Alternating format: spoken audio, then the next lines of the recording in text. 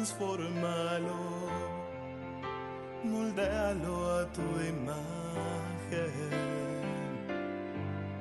y dame hoy, Señor, un toque de tu amor. Quiero ser como tú, Señor.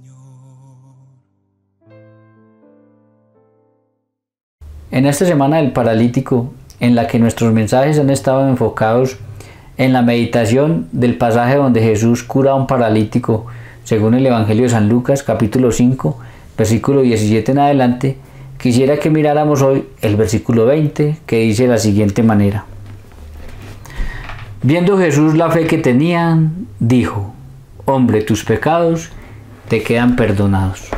Que el Señor añada bendición a su santa palabra. Bien, mis queridos hermanos, este versículo 20 está cargado de un montón de detalles interesantes.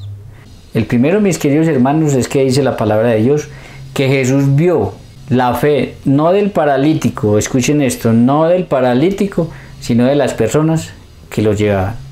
Esto es importante, mis queridos hermanos, porque nosotros podemos poner a los demás delante de Jesús y esa persona puede que no le interese, que no conozca, que no quiera, pero Jesús va a ver la fe de las personas que los ponemos delante de Él. No es la única forma de llevar delante de Jesús a una persona llevándolo físicamente. También lo podemos llevar espiritualmente por medio de la oración.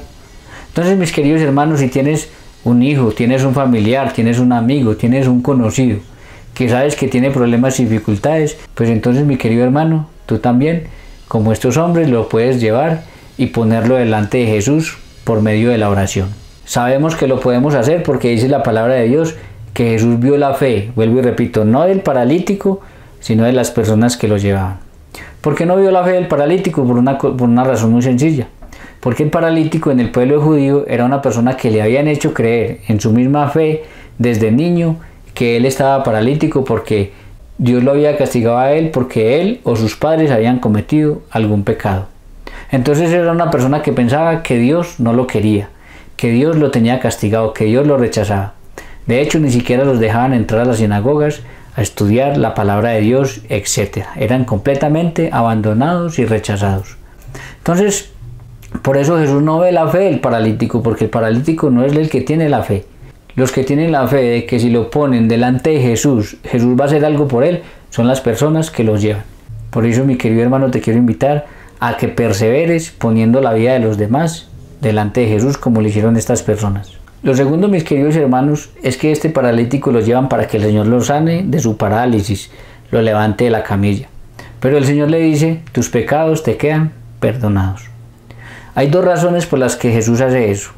La primera era porque ahí habían sentados unos fariseos y maestros de la ley, que sabían que solo Dios puede perdonar pecados. Entonces Jesús quería darles una lección, y eso lo explica muy bien este mismo pasaje del paralítico, pero en el Evangelio de San Mateo, en el capítulo 9, para el que lo quiera leer. Entonces Jesús les quiere dar una lección en la cual al final les va a demostrar que Dios se ha dado poder en la tierra a hombres para que perdonen pecados. La segunda, mis queridos hermanos, y es muy importante, es porque Jesús quiere hacer en este hombre una sanación integral, no solamente del cuerpo, sino también del espíritu. A este hombre se le había hecho creer toda su vida que Dios no lo amaba, que Dios lo tenía castigado, porque él o sus padres habían cometido algún pecado. Era rechazado, no podía estudiar la ley del Señor, etcétera, etcétera. Entonces el Señor primero quiere sanar su espíritu para después ahí sí sanar su cuerpo. Quiere hacer en él una sanación integral. Y por eso hace una relación, al mencionar tus pecados te quedan perdonados, entre el pecado y la enfermedad. Muchas veces antes de sanarnos el cuerpo, Él quiere sanarnos la mente, el corazón, el espíritu.